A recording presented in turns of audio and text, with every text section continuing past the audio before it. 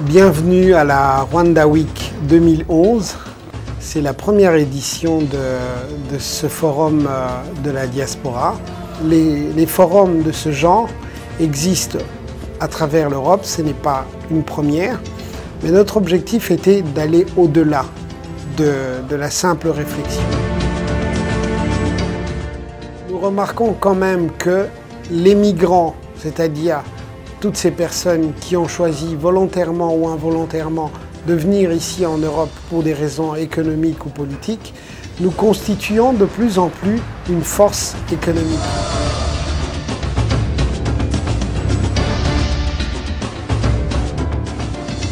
L'événement Rwanda Week, l'idée est de pouvoir déplacer ce concept à travers l'Europe et associer d'autres partenaires. L'exemple du Rwanda dans ce cas précis est de pouvoir voir les Rwandais d'origine et les amis du Rwanda, qu'ils soient des pays limitrophes ou des Occidentaux, qui s'intéressent au niveau du développement de l'Afrique ou du Rwanda en particulier, de voir de quelle manière ils peuvent interagir avec les membres de la diaspora qui se trouvent ici. Certains des intervenants sont porteurs de projets, d'autres viennent plutôt pour apprendre des professionnels qui sont ici sur place ou lors de ces interventions, de quelle manière tous on peut devenir acteurs du développement de l'Afrique. En venant ici, donc, je m'attends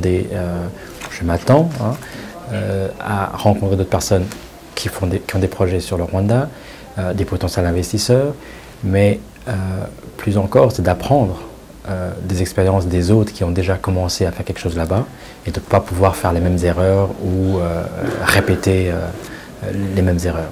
Donc ce matin, j'ai déjà été servi, donc, puisque j'ai appris pas mal, en tout cas au niveau de ICT, qui est aussi un domaine qui est un outil, en tout cas, des services que nous offrons maintenant sur Kigali. Étant moi-même donc entrepreneur et j'ai un bureau au Rwanda qui offre des services à toute personne qui désire s'installer au Rwanda, c'est un service qui s'appelle Home Finders. Ça part du moment où les personnes veulent s'installer, ils ont décidé de s'installer au Rwanda, c'est tous les services aux expats. Ça va commencer par la maison, trouver un logement, trouver les écoles pour les enfants, quel déménageur utiliser depuis le point de départ à destination et tout autre service qui sont en relation donc avec ça. C'est une vraie synergie et l'échange d'expériences et puis les best practices au niveau de la mise en œuvre des projets. Quand je vois les efforts du Rwanda en termes de développement de la société de l'information. Moi je dis toujours que son Excellence le Président de la République, Paul Kagame, a mis la barre très haut. Et le Rwanda est sur la scène internationale le modèle. Et c'est maintenant à nous les Rwandais, les jeunes, les entrepreneurs, de pousser, continuer dans cette lancée pour être à la hauteur des ambitions que le président a pour le nouveau Rwanda.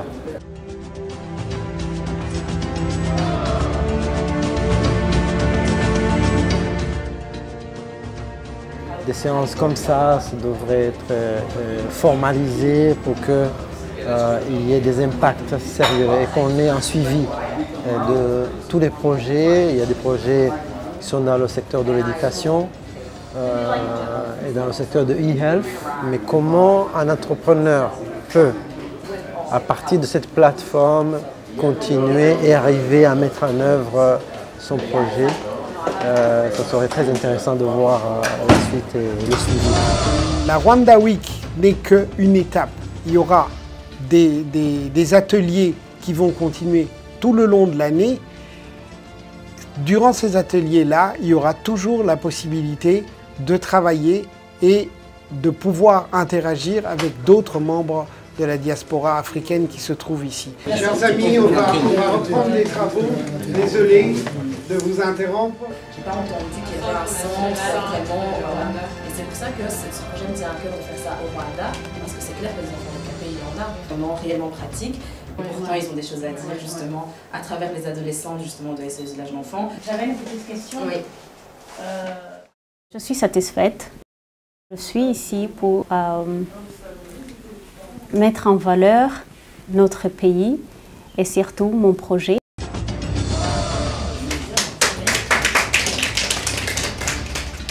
J'ai participé parce que je voulais donner un message positif, parce que le Rwanda fait énormément d'efforts dans les affaires et je voulais aussi voir la place de la femme dans tout cela.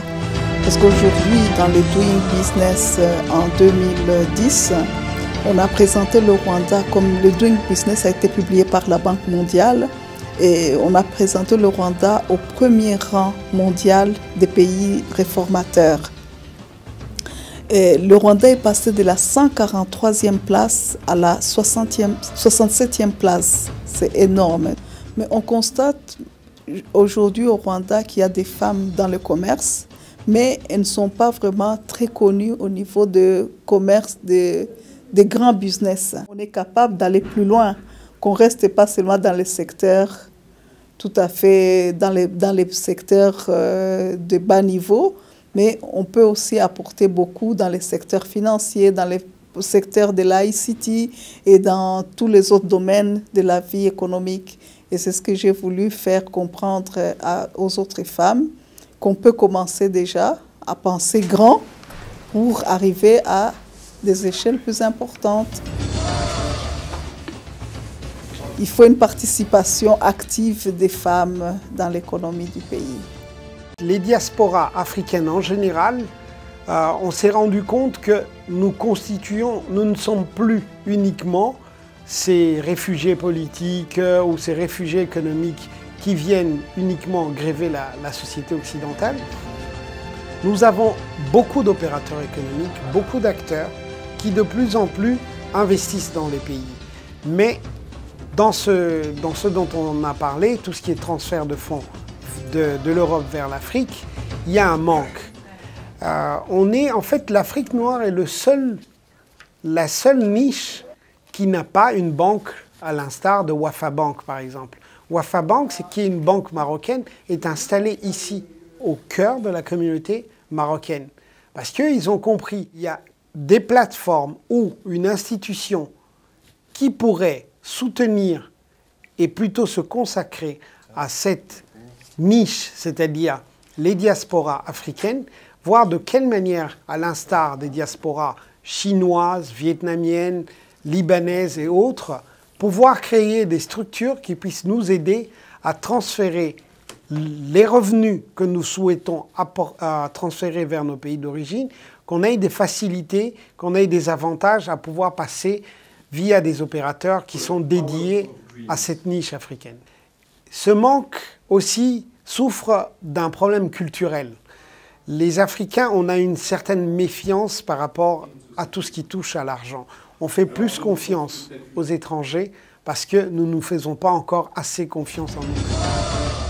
Pour l'édition 2012, on compte associer le plus de diasporas africaines possible lors de ces rencontres pour pouvoir permettre à d'autres diasporas d'organiser peut-être des rencontres purement entre originaires du même pays et pourquoi pas à terme arriver à organiser un forum de la diaspora avec différents pays africains, ici même à Bruxelles, qui se trouve être la capitale de l'Europe. Nous payons des taxes en Europe et on réfléchit de plus en plus de quelle manière on peut contribuer au développement de nos pays d'origine. Il faut y aller pour voir surtout le paysage aussi. Parce que quand on parle des 1000 collines, pour nous une colline, c'est un petit monticule de terre, toutes ces montagnes et tout ce vert. Quand on parle en général ici aux gens de l'Afrique, on n'imagine pas qu'il peut y avoir un tel paysage. Donc je pense qu'il faut y aller, tout d'abord pour voir et pour rencontrer les gens.